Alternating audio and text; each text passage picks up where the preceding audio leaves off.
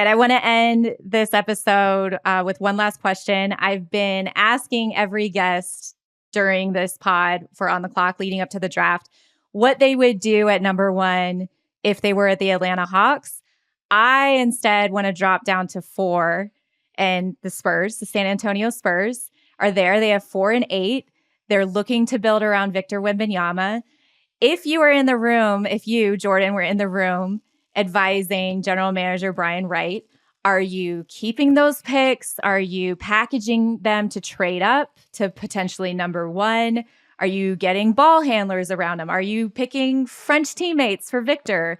What are you doing at 4 and 8 if you're the Spurs? Man, I hope no agents get mad at me for saying my guy. This has been a play I really liked coming into this, and it's kind of funny because I think things have flipped for him in terms of like what we talk about, but I think you go Stephon Castle. I love Steph. I love Steph Castle. I think a lot of teams, and a lot of people keep bringing up defense, but if we would have talked about Stephon Castle, a year ago, defense was something that he was saying was getting slept on.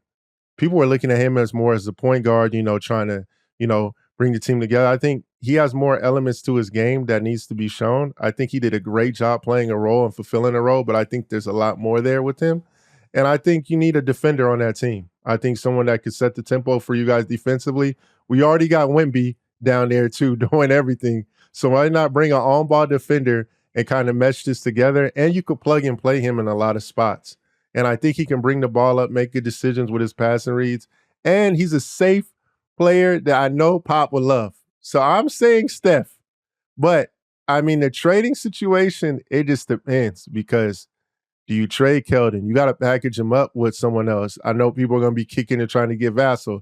I don't think Vassell's getting touched. So I don't think he's getting traded at all. I'm just saying, so for me, I say draft on Stephon Castle, you know what I'm saying, and do that. If he's not there, if he's not available at 4 and they're hearing somebody else is going to take him, maybe at 3 at Houston, they have the leverage there with the 8 pick and whatever asset they want to trade up and get him. I love Steph. I'm probably higher on them than a lot of other draft analysts or whatever, but I think he is going to be the guy in this draft.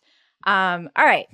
Yeah. Hold on. You got to end? You ended on Cass? That's what I'm ending. That's what cool. I'm mic dropping. We're mic dropping. Okay, I respect Steph Castle. I respect it. That's why I rock with you.